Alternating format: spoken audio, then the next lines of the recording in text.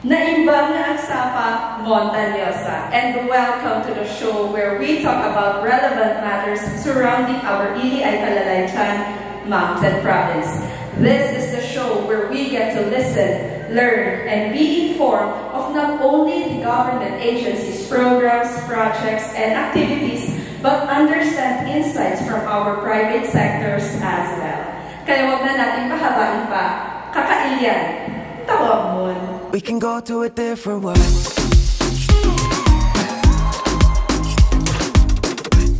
We can go to a different world. The Philippine education system covers both formal and non-formal education. Formal education is the progression of academic school from elementary or grade school po natin to secondary or known as the high school, and tertiary levels or the TVET and higher education. The system is trifocalized by law into basic, technical, vocational, and higher education under the three different agencies.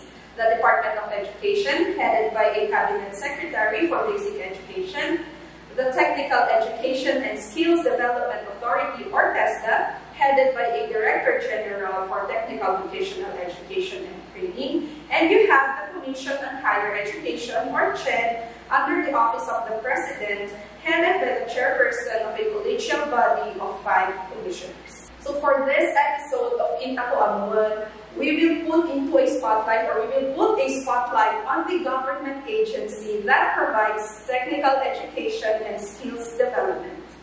In the name of our Secretary Cheloy Garafil, PIA's Director General, D.G. Jose A. Torres Jr., of course, our regional head of Helen Ibaldo. My name is Valerie Taluba of the PIA Mountain Province, and I will be your host for today's episode of Intapo Amuan, the PIA Mountain Province Talk Show. So let us, without further ado, let us welcome our guest, and it is with the pride and honor that I welcome our guest for today's episode, the Acting Provincial Director of the Technical Education and Skills Development Agency, or TESDA Mountain Province, Ma'am Melita D. Pinig. Good morning po, Ma'am. Okay, good morning, Ms. Valerie, our partner from the Philippine Information Agency. Salamat inimbitang kami sa Intapo Amuan sa programa ni Gobyerno Kamunaan sa Technical Education Skills Development Authority. Kablamo kalagiti amin nga kakayan ng Mountain Province, kamunaan kalagiti amin na opisyales sa Mountain Nusa. Kanipod iti opisina ni Apo Congressman Maximo B. Dalog Jr. Isu na ako ni Congressman tayo ni Mountain Province, Lone District. Kumabang ni ako, Provincial Governor, Bonifacio Lacwasan Jr. Dan amin kaya board members na, nandito na daulan ni Vice Governor, ni ako, Vice Governor Tauli, dan amin nga sa Mapulo ng Mayores, ito'y Montaño sa Manipur, ito'y eastern part, out to the eastern part of Mountain Province. Ang gana iti konsehalas, kan iti barangay officials tayo, na imbaga sa tayo amin, kasi tako kasi magtuntungan sa naay programa tako isang TESDA in celebration of our TESDA anniversary, which is our 30th anniversary. So, greetings pala ni Ma'am Mel. Alam niyo na pag malatasan yung gantong episode natin. So, before natin pa tayo mag-dive into the episode, first, of course, I would like to express, Ma'am, yung congratulations sa 30th anniversary of TESDA serving the Filipino people, particularly with mga technical individuals natin. So, moving forward, let us proceed to getting to know more on TESDA and what is it all about, and what better way to start off the discussion than to talk about the history ng TESDA. So, Ma'am Mel, if you could share to us po kung paano ba nag-start yung TESDA? Kasi na-mention po yung kapihan kahapon, sinabi ko doon na originally TESDA yung tawag. So, maybe you could share to us that history.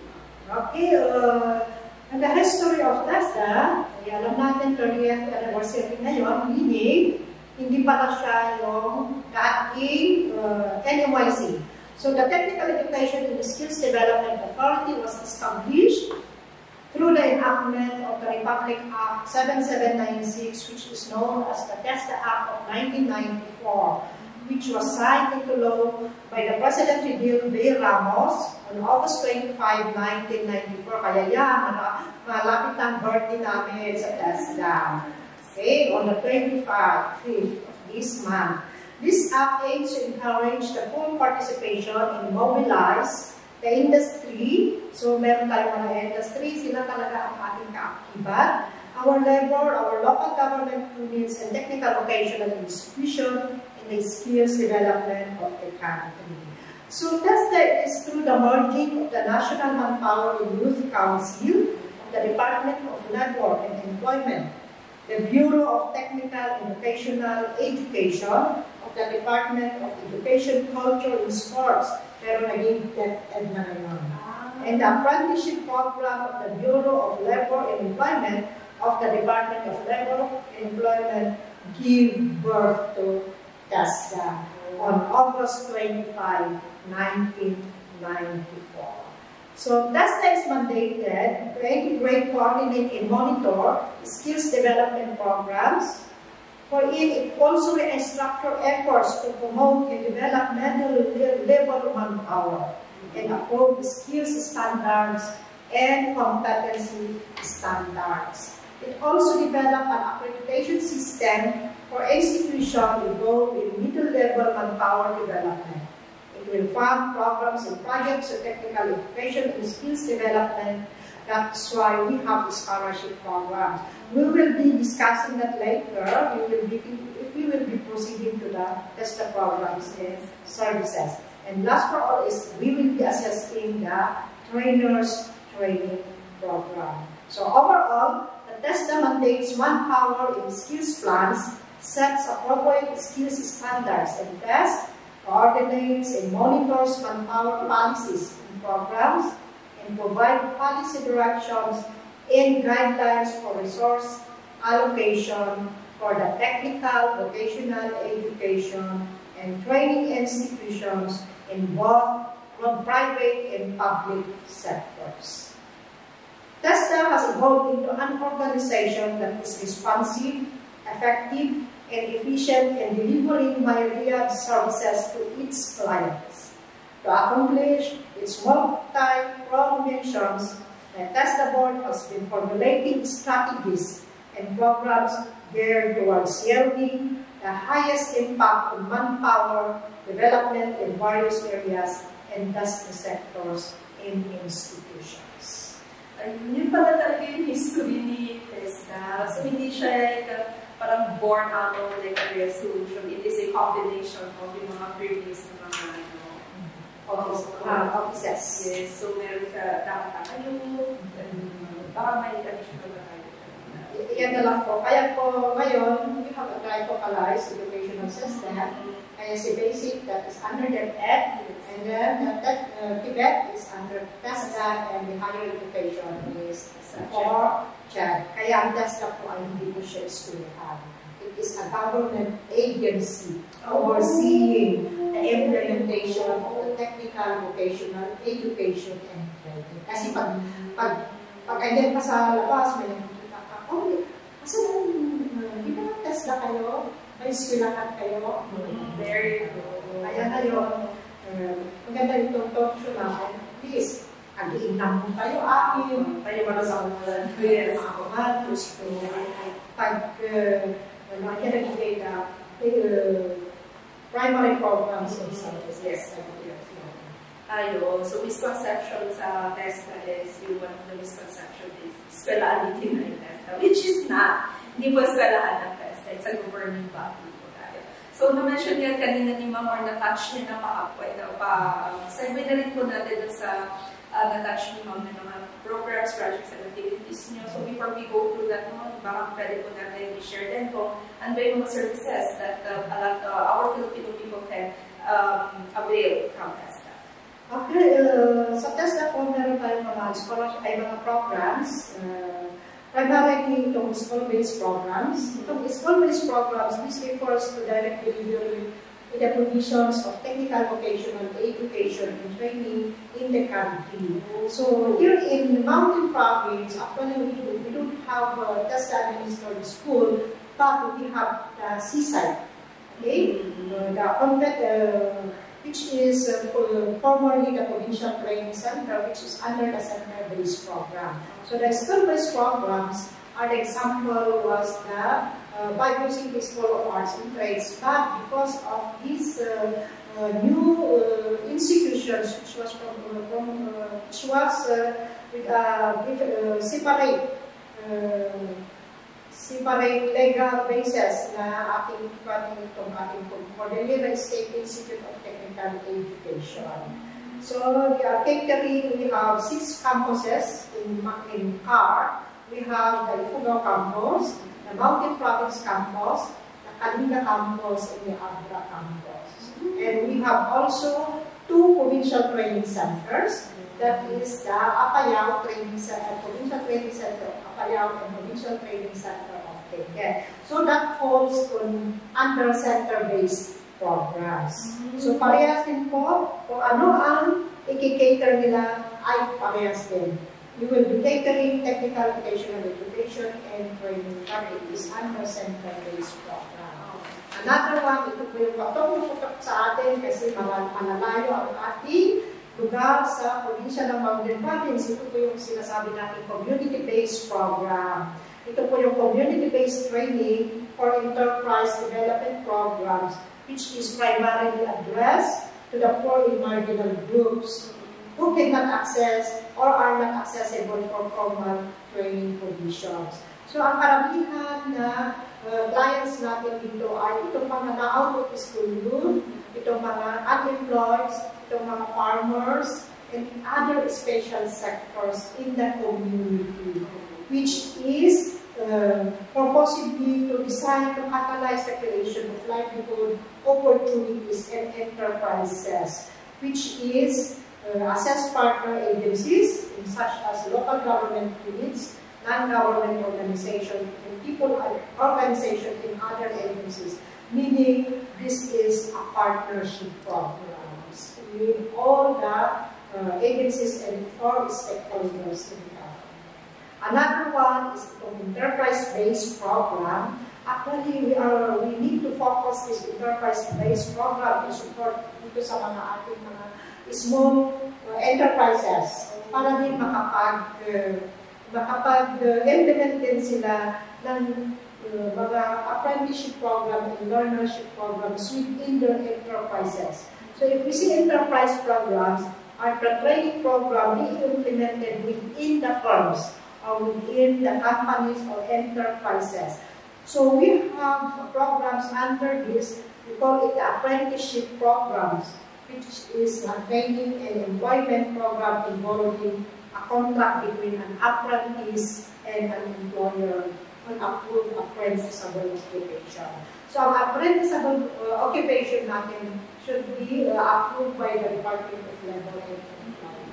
Hindi po basta mag-apprentice program ka kung hindi pa po ng ating Department of Labor and Employment.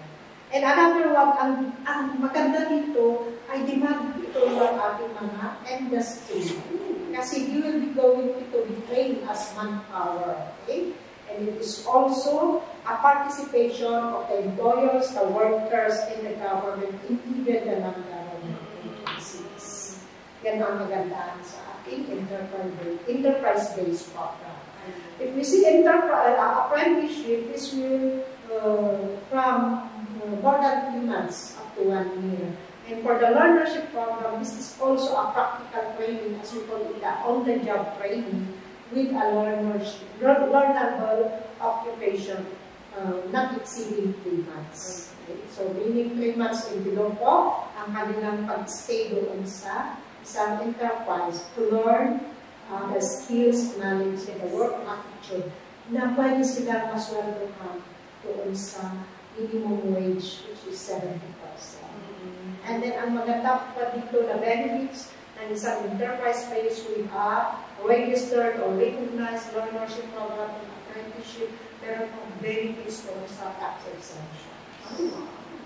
Kaya po kahapon, yan po ang kinukwento ko sa mga ating partners during our katihan, na we need to support this enterprise-based learning.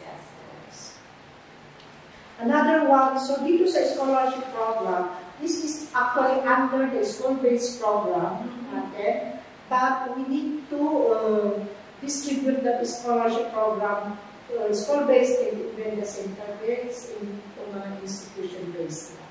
Kasi ang institution-based natin ay sila po yung mga private institutions natin and even the public institutions. So we have the event set missioner in the province of Mountain. So under the institution-based, we have 8 providers or event providers. If we see event, it is the technical, vocational education and training providers in our province. So we have 8, one public, that is Mountain Province State Polytechnic College, which is offering the housekeeping NC2. Kaya kahit college yan o FPS, state college yan, pero partner pa rin yung CASTA. So pwede din sila mag-offer ng event para dito din to cater our constituents who cannot go further sa higher education. So yan ang kagandahan ng partnership natin. Kasi kahit nasa higher education sila, at least they are still recognizing our event for the constituents of Mountain Province. And we have conduct programs for the Mountain Province State Polytechnic College. We are waiting for the certificate of event program registration for the Hockey NC2, for the Food and Beverage Services NC2, for the Food and Beverage Barista. Yan po yung mga conduct programs ng NPSPC. And we also plan to be recognized for diploma courses. Kaya we are waiting for that para po mas marami, mas masaya, at mas maka-avail ang ating mga constituents na dito kailangan na punta pa sila sa Bato, sa other regions, at least nasa probinsya po natin. Yan po ang isang situation ng ating probinsya. And then we have also accredited assessment centers in the province of Mountain, which is, we have here the assessment center, or we have 6 accredited assessment center. If we see assessment center, yan po ang isang pangalawang core programs natin. So, one is the Unified Event for Program Registration and Accreditation. Second is the Competency Assessment and Certification Program. In TESTA, we will assess and certify our TVET graduates in skilled workers.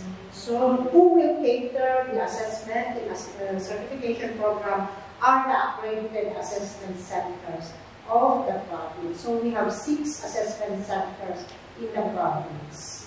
So, na-mention mo yung ma'am, so we're looking forward to those cookery ni NPSPC. So, heads up po sa lahat hindi marunong magluto, nakasama ko. Meron na po tayong pupuntahan na mas malapit na kung sa tayo pwede makaaral ng pagluto. So, dun po sa 6 na accredited na yun, tapos yung 8 po na siguro event schools, for them na. Ma'am, ano po ba yung parang, I guess,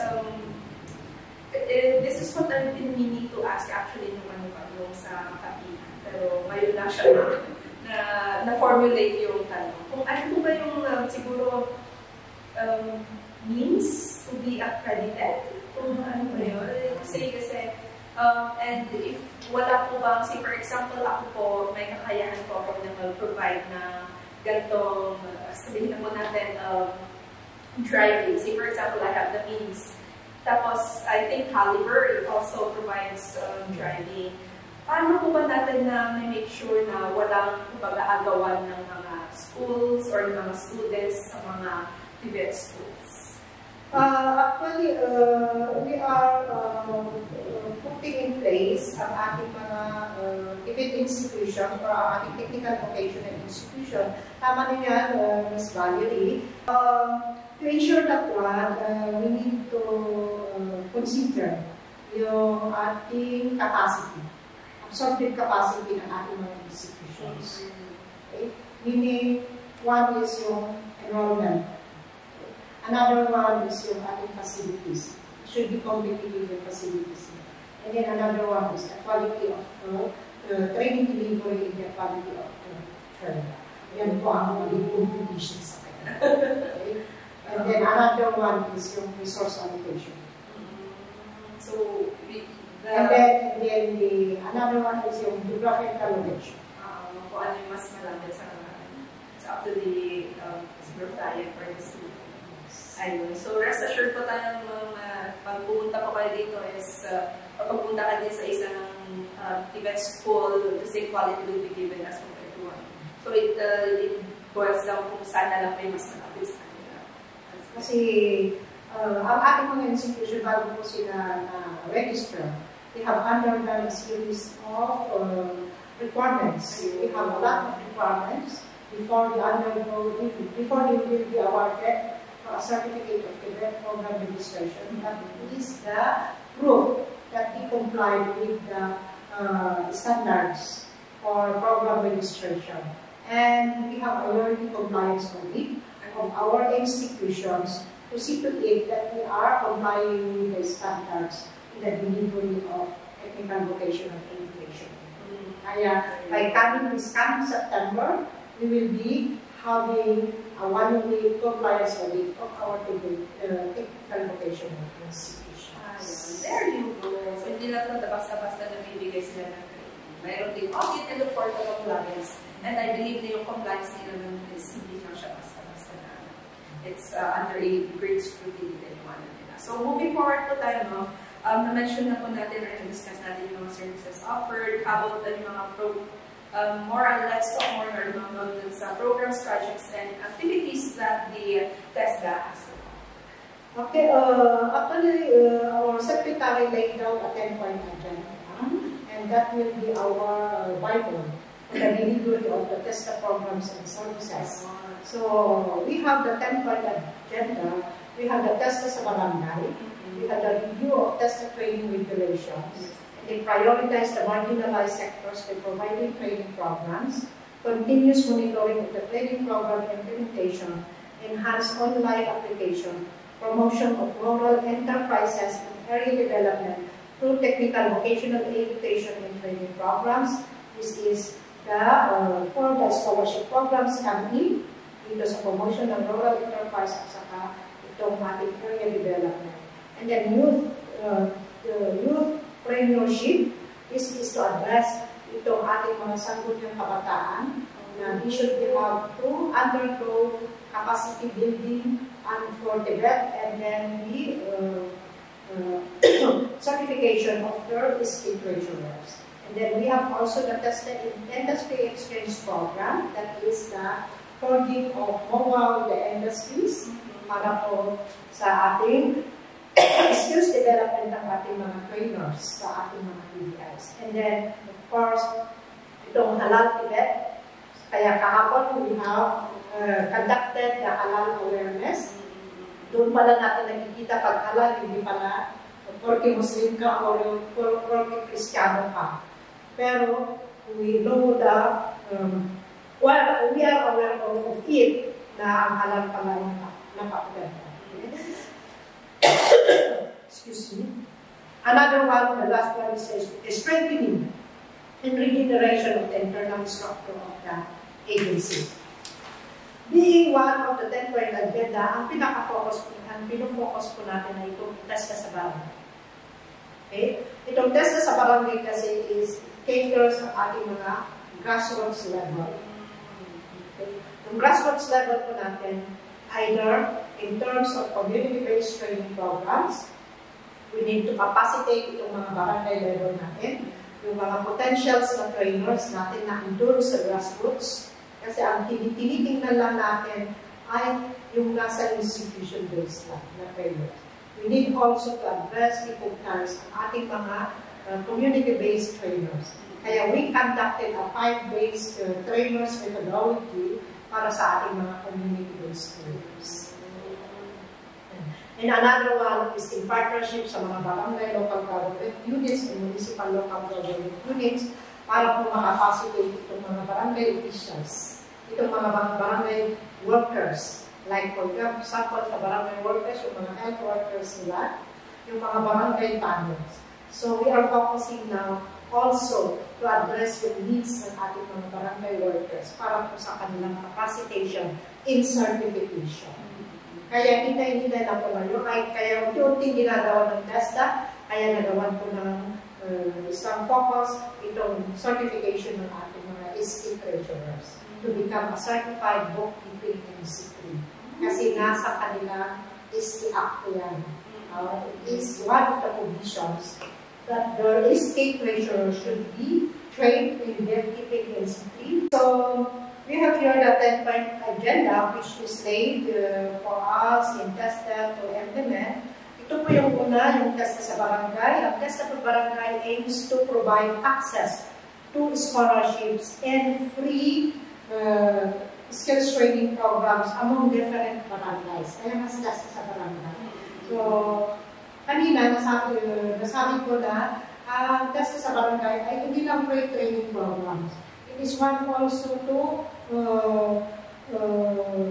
extend yung ating mga partnerships sa barangay levels, especially the capacitation in skills enhancement ng ating mga barangay workers sa barangay level. Like the barangay tanod, the barangay workers, yung mga SK natin sa barangay, even the municipal. So, we have laid programs for our capacitation of our barangay health workers, like barangay healthcare services, and even their skills certification sa barangay healthcare services NC2. Kaya pwede ba yung mga barangay health workers natin, pwede na natin i-certify yung kanilang skills. Kasi they are all trained by the Department of Health, yung mga ating mga municipal health officers, kaya po pwede rin natin i-certify ang ating mga barangay health workers.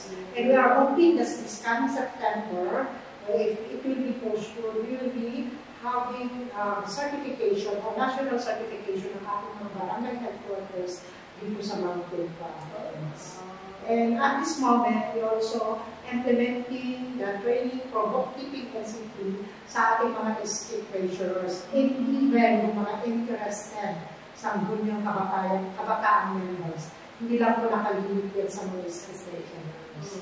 Kasi kung minsan yung mga SK treasurers natin, meron po nagbaback out or may nag-resign, kaya kailangan po natin tuunan ng pansin yung ating mga SK members o sa bunyang kabataan para po ma-prepare din sila. If ever, meron po aalis na mga SK officials.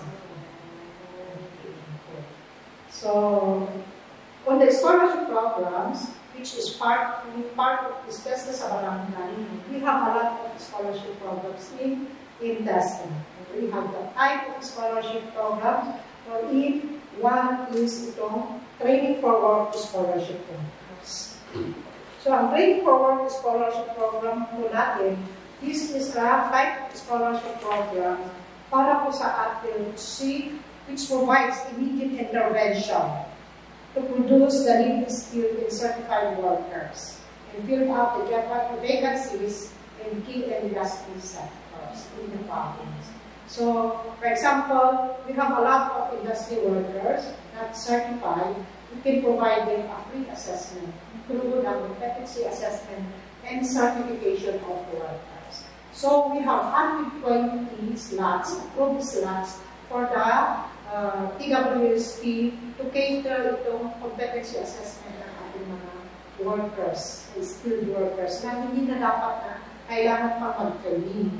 We have engaged with yung sa kanilang skills or yung knowledge po nila through their experience. Okay? For example, pag-tendera mo ng matagal, your employer will certify your skills, knowledge, even your attitude, na maganda yung trabaho mo for almost 2 years. And then we have also certification na dapat to prove that experience. Kaya hindi na kailangan na punta sa training center, mag-aral na part-time training. Even or TV equipment marami tayong mga operators dyan na hindi sila certified. Especially now that our contractors are also required that all their workers in the construction firm must be certified. Kaya malaki po ang tulong ng ating competency assessment and certification sa ating mga workers na may experience. Oh, that's nice. So that is under the PWSP. Another one is the private occupation student financial assistance. This is one form of scholarship under the GASP law. Okay? Under this GASP law, or the government expanded government assistance to students and teachers. Kaya hindi lang po estudyante ang mag-avail dito sa GASP. It includes also ang ating mga students, but they need to enroll in the private institutions. So we have 28 slots for the year, and we already implemented the 28 slots for the GASP. For the teachers naman, ang nag-cater po dito ay karamihan po ng ating tuition in higher education in immediate term. Okay? So, if the teachers want to undergo a master's degree, they need to avail of these scholarships para po mabibigay ang kanilang tuition. Other benefits. Another one is itong universal access to quality tertiary education. Ito yung maganda. Kasi we cater yung ating mga diploma programs. So, you will be given financial assistance in terms of kanilang mga tuition fees, kanilang mga training support fund. So, lahat ng scholarship program meron namang benefits. So, in this universal access is under my sarili po itong Republica, which is under RA number 10931, which is providing free tuition in other school fees in state universities and colleges, in even itong state-run technical vocational institution. So, pag state colleges, yan yung kaya sa state colleges natin ay may free tuition. Dito po na nagagaling ng pondo through the UNIFAS. So, if we see UNIFAS, that is the Universal Student Financial Assistance System, na sila po ang nagmamanage ng assistance na ito for the UWACP. Sa UWACP. So, sa UWACP po natin, dito lang sa TESDA, it includes also itong mga state universities in colleges. Kaya may free education dahil dito sa RA number 10931, as we know is the UWACP Act, which is managed by our UNIFAS. Oh. Kaya, bakit andito si TESDA? Kasi meron tayo mga diploma programs. Yung ating mga diploma programs is under to that. Kasi doon sa ating educational framework or sa Philippine Quality Framework natin ay yung DPRF natin. Kapag sabi natin level 1 and 2, that is basic education. And then pag sinabi natin level 3, 4, and 5, that is TESDA, which is test capacity. And level 6 in up to 8, that is for the higher education. The bachelor's degree, the post degree, and the doctorate degree. Yan po ang level of educational level natin dito sa Pilipinas. So, another one, scholarship program. Ito po, ang dami talaga ang scholarship program ng TESDA. Kasi siguro pasisipag ang TESDA mag-source out. Kaya maraming subsidy o kaya maraming financial assistance. Ito naman po ng trabaho scholarship program. Meron din itong Republic Act, which is established through our Republic Act 11230, which mainly aims to provide more innovative approaches to technical vocational education and training linked to the requirements of industry.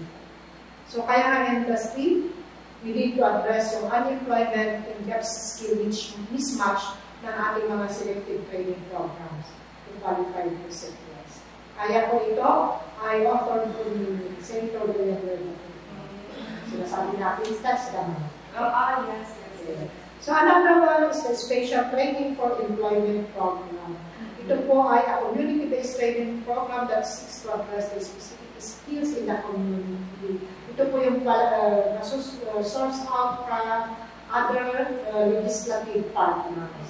Kaya po si Congressman Dalong lagi yan nagbibigay ng financial assistance to scholarship under the Special Training Program.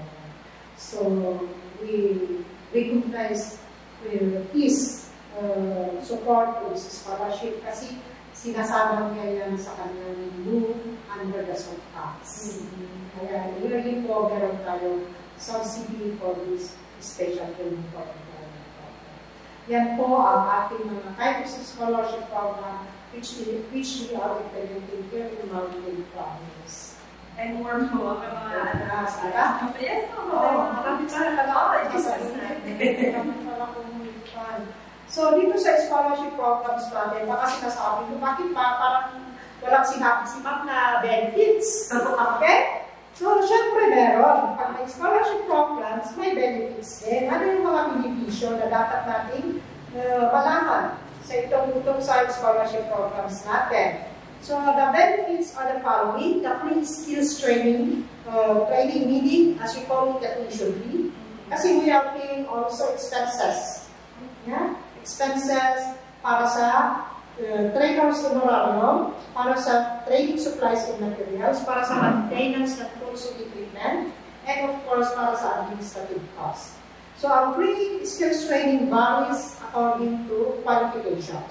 Meron po tayong menu or meron tayong mga approved schedule of costs per qualification or per program na schedule of fees. Yeah? So, for example, pag driving NCQ yan, ang kanyang training cost, for example, is 5,000, yan po yung corresponding ng training cost. So, that is across all the scholarship program. Ay, ibibigay po, libre po ang kanilang tuition fee or call the training cost. Saan po pupunta yung ating training cost? Sabi ko na kanina, yan po ay para sa mga training supplies and materials, maintenance ng tools and equipment, at saka itong mga administrative costs. Kanino po namin binabayad yung training cost? Si TESDA po, sila po nagmamanage ng financial or itong mga financial scholarship benefits. Hindi po pwede sa regional ay region po ang magpa-process. Ang magpa-process po ng payment ay si provincial office. Pero, ang process po niya ay from the national down to the region and to the provincial. Yung downloading of funds, which is corresponding to the funds of all type of scholarship programs. So, dito sa type of scholarship program, hindi po direksyon na galing sa babayan. Nasa taas, galing sa taas, tapos ibaba pa po. Based doon sa approved national qualification program. At we adhere naman doon sa area-based demand-driven event, doon sa absorptive capacity ng ating mga institution. Kahit gustuhin mo man na ibigay sa isang institution mo yung maraming isa kung wala silang absorptive capacity. So as I mentioned a while ago, absorptive capacity will consider yung kanilang trainers, yung kanilang facilities, yung kanilang mga equipment, and so forth. Another one is the free national competency assessment. Kasi after the training duration, the graduates of the scholarship programs will undergo mandatory assessment. So the free assessment is again varies according to the qualification or approved fees or assessment fees per qualifications. So meron tayong approved fees. Sino po ang nagpo-promulgate ng approved fees? Siyempre, may consultation na based on sa prices. May pressure tayo na ito-consider yung mga binigit ng mga supplies and materials, yung mga assessor's fee, yung maintenance, yan po. Kaya ina-approve po ng TESDA board yan after the consultation sa mga NTES fees, sa mga ating mga trainers, sa mga ating mga technical education institution from the national down to the provincial. Okay. So, and then another one is training support fund. Sa training support fund, training forward scholarship program yan, 160 pesos per day. Okay? Per day po yan. The same sa Special Training for Employment Program, 160 din. Sa PESPA, or the Private Education Student Financial Assistance, 160 pa rin. Pero sa UWAC, wow, sa pagkakita, 9,000 persons ang kanilang training support fund pag nagka-enroll ka ng diploma. Pero, mas maingat lang tayo dito kasi kailangan ko ang isang training dito, isang scholar, maganda ang kanyang grades. Lahat-lahat ang kanyang performance. Reported scholars ito ay windang-windang na lang. Okay? Tapos may screening pa ito. Pag nag-apply ka ng diploma program, may screening yan na ginagawa ng ating mga institutions. Okay? Kaya last week, we referred the applicants for diploma from Mountain Province. Nag-undergo sila ng screening exam which August 6 and 7 doon sa diploma in mechanical engineering technology. Kaya nagulat ako nung tinanong ko yung register. Bilang pa kasi ang tuplagan. We have 90 applicants for only 25 slots. Kasi maganda ka sa tapos napakaganda ka sa tuplagan. And then another benefits for this, your working is also, we have the 500 pesos for workshop allowance. Workshop uniform allowance, and then we have also an accident insurance for 3 years. Kasi pag 1 year yung diploma, 2 years, 3 years. Okay?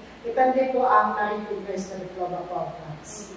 Another one is, meron po silang mga learning materials, which is 5,000. Before I forget, doon sa PESPA pa lang, meron tayong 500 din na materials allowance or learning materials allowance. And yan po ang mga benefits, so pare-parehas ito. Okay? Ang nag-iiba na ay itong si UWAC. Okay? And then, sa STEP, sa Special Training for Employment Program, meron siyang additional na benefits. Itong 3 days na free entrepreneurship training. Yung entrepreneurship, gusto kasi ni TESDA na itong mga graduates natin ay maging entrepreneurs in the future. Kasi hindi namin sabihin na lahat po ay employed through our age employment. Karamihan din po ay self-employment. Para din alam nilang i-manage ang kanilang business, ang kanilang negosyo. Okay? Kaya ang partners natin dito sa entrepreneurship ay ang Department of Trade. Sila po talaga may alam dyan kung sa negosyo. And which is sa entrepreneurship, nasabi kahapon, hindi lang business planning. Kailangan may mga marketing strategies. Itong packaging ng doing. Kaya kailangan din na i-enhance din natin mga developers through that. Yan po ang mga benefits. So, additional, yan po ang wala sa lahat ng scholarship. Sa step, may starter toolkits. Oh, okay, tingnan mo nga, step, community-based pa nga ang approach. Meron pa siya, entrepreneurship, meron pa siya, starter toolkits. Kaya kung minsan, yung mga nag-apply ng scholarship program, ma'am, ano bang scholarship program? Yan, kung gusto namin, step. Bakit naman? Kasi may toolkit. Pero, sabi namin, kahit may toolkit yan, baka after training, bibig time mo yan, hindi pwede. Kaya yan po ang part ng ating training induction program. Lahat po ng scholarship program, mandated po ang ating mga beneficiaries to undergo the orientation as we call it the training induction program.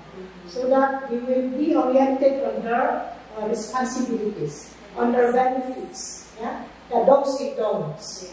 Na hindi dapat porke, pondo ng gobyerno yan, ay basta-basta lang.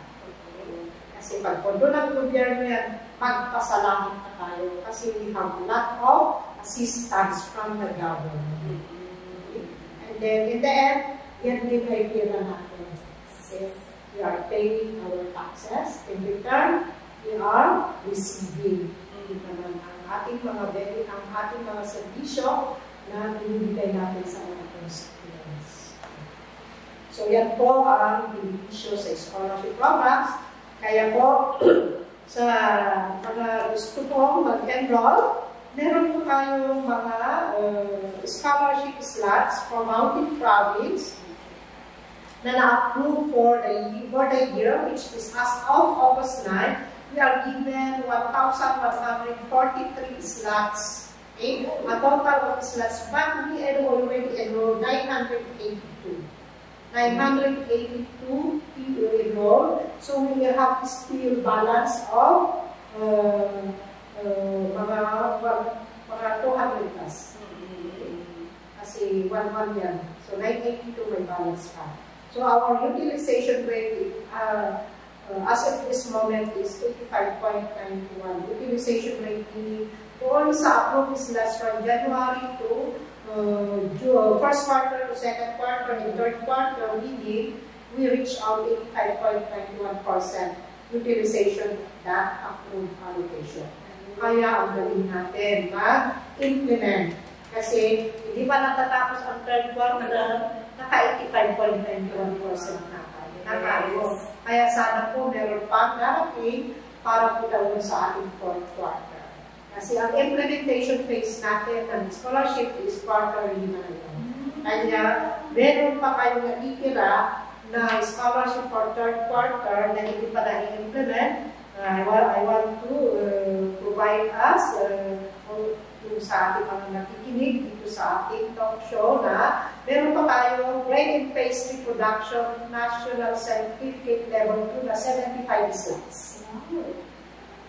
75 slots, and then we have also organic agriculture na competency, certificate of competency, raised organic huts of 25 slots, produce organic fertilizer, 25 slots, and then we have also raised organic small ruminants na 25 slots. Saan po school yan? Sa Salt and Paper,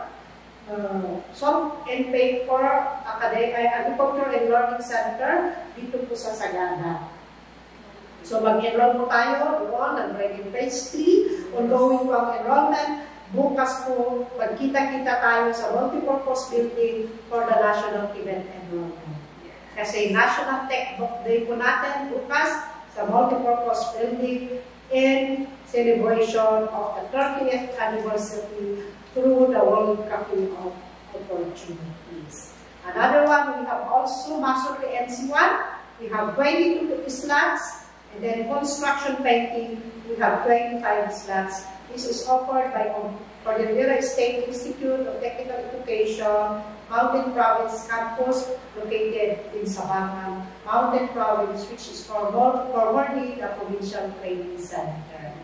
So ito po yung natitira natin mga slots for the third quarter. So we still are waiting for additional approved additional slots for the fourth quarter. So standby kayo mga kababayan sa Montañosa na may kakaroon pa rin tayo ng mga allocations by fourth quarter. And we are hoping na mas maaga para ma-implement natin kaya. So yun po ang ating allocations for the first, second, and third quarter. So we are totally 1,143, enrolled na 982. So meron na tayong graduates na 797. Na out of the graduates, nakapag-assess na tayo ng 126 with a certification rate of 96.58. Kaya magagaling pala ang ating mga timid graduates kasi we reach out 96.58 certification rate. And at this moment, meron din naman tayo na employ na 115. Kasi ang proseso po kasi ng ating monitoring ng employment is after 6 months. Pero wala pang 6 months, meron na tayong 115 na na-employ outdoor sa ating approved slots. Yes, okay? So, sa employment po ay either wage employment or self-employment. Yan na po, Miss Valerie, ang ating mga nagawa para sa ating constituents under this scholarship program. Grabe! So, ang dami pala talagang programs, projects, and activities, not to mention mga services that is being offered by the TESDA. So, yun. That goes beyond saying po na hindi siya school. Hindi talaga eskwelahan mo ang TESDA. So, tanongin ko na lang din, ma'am. Kasi sa college, iba po pwede yung parang, I guess, petition na i-open yung subject na ganito. Sa TESDA po ba is pwede po ba, say for example, 20 handful of people na magsasabi na gusto namin ng automated servicing pero hindi siya na-offer for the fourth quarter. Pwede ba sila like, say, for petition para ma-open yung ganong NC2 or NC3?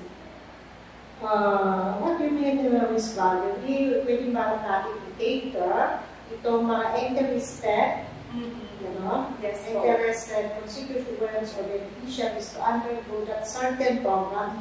Yes po, pwede po kasi that is under the community-based training program. And pwede po ba, pwede din i-cater ng ating center-based yan as a extension program po nila. Kahit wala sila scholarship allocation, pero free yung training nila. Yan po yung task na sa mga. Ayun. So, doon siya magpupo. Pero, sorry, kasi walang training support fund, pero libre pa rin yung yeah, that's the benefit of at least, at libre yung training, after training, you have your skills, knowledge, and of course, na-develop pa yung work attitude mo, magkakaroon ka pa ng lifetime na training certificates. Diba?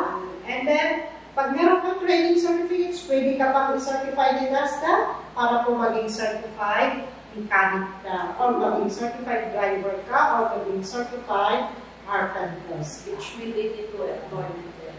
And then, national certificate will be of help sa passport and free. Hindi naman namin sinasabi na lahat ng mga certified ay sila ang makukuha sa trabaho.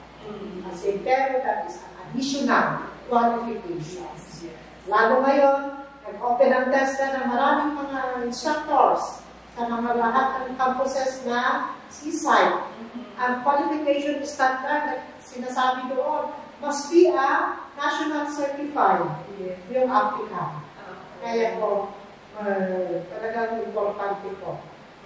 Yung ating SDS, nag-call sa akin, ma'am, paano natin tutulungan itong applicant natin na teacher sa PBL? Kailangan na doon sa QS yan, ang quality standards, qualification standard or requirement, ay kailangan daw certified siya na computer system servicing or NCT holder. Paano natin matulungan? We refer the applicant to TESDA Kalinga Provincial Office. Ang saya. Kasi na-qualify sila, na-certify sila. Kaya nakuna kapag apply sila doon sa yung vacante na position nila. Hindi position. Kaya hindi lang po sa TESDA yan kailangan ng ating mga ang ating national certification, lahat po yan kinakailangan. Pag nagtrabaho ka. Either the local employment or overseas employment. And it's also then parang additional skills and additional parang what up mo sa sa akin personally, if ever went po sa especially pag bread and pastry, saya na lang kapag may certificate ako. So, There are very much welcome, ma'am. You can enroll sa salt and paper. Sige, try po natin yan. In fact, kausapin lang natin kasi pwede naman yung mga workers as long as you will be certified by your employer na you can undergo a training. Ano yung offer ni TESDA. Kaso lang, pag government employee, gasolin na lang, hindi ka makakatanggap ng training support pa. Okay lang, di ba? Basta may meron yung skills na tutulong. Yan yung product. Skills. Ayun. So, before tayo mag-end no, ma'am, this is siguro like a personal question na lang on your part. But ilang years na po ba tayo sa TESDA? Insert sa TESDA, yes. Mag-compute ka na lang, Ms. Valerie. Makamalalaman ka yung age. Actually, I reached 31 years in service as a public servant. So I stayed there for almost 10 years sa training center. Then nung na-create a provincial office, na-establish ang provincial office noong 1998 dito sa Mountain Province. Kami po, syempre, kami po yung una. Pioneer! Na naging operation. Okay, so yan. So nagkaroon yan. Then, gusto ko naman medyo mag-experience sa ibang probinsya, kaya nasa ito ako sa Ifugao last May for 2015. Tapos, noong 2020, I am designated as officer in charge ng Ifugao. And then on August 5, August 5, 2023, na-assign din ako dito sa Mountain Province as acting provincial director. Happy anniversary. Kaya, anniversary ko pala in Mountain Province. Pero actually, I am from Mountain Province.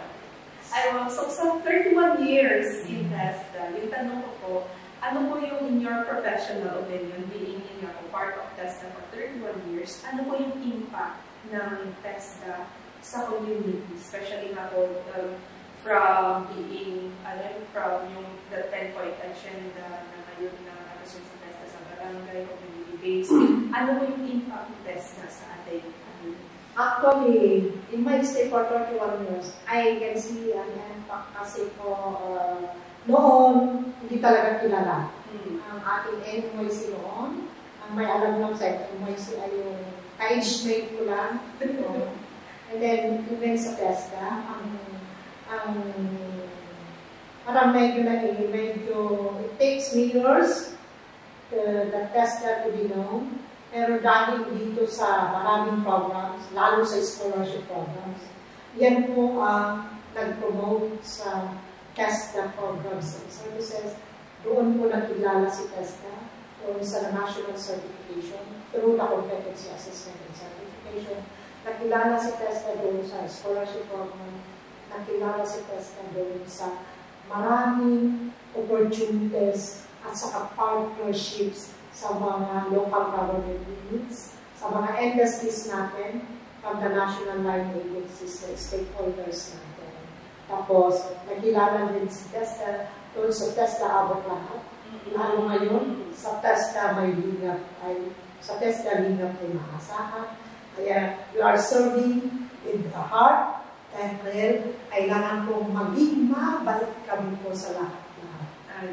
Kahit nagagalit ka, mag-plastic ka muna para hindi mabalik ka pala. Hindi, joke lang. Pero mabalik ka ng kanina. Kaya po, yan po. Especially the TESDA is also ISO certified. Kaya po, yan po yung pinagmamalaki din namin. Bakit nakiklass. Thank you very much, Ma'am Mel. And of course, thank you din po sa TESDA Mountain Province for being our guest this episode na Inakuamuan. And there you go, Papaiyan. That wraps up our episode 5 of the PIA Mountain Province Talk Show Inakuamuan. Plug na lang din po natin. Please like and follow po TESDA Cordillera Administrative Region. Yun po yung official Facebook page of TESDA Cordillera. And of course, PIA Mountain Province and yung mga all socials din po ng PIA Cordillera, including our Spotify, which doon din po as a podcast form din naman po na i-release ng ating Inakuamuan episode. And there you go. My name is Valerie Taglubo of the PIA Mountain Province, and see you all again in the next episode. Bye! Yaman! We can go to a different world.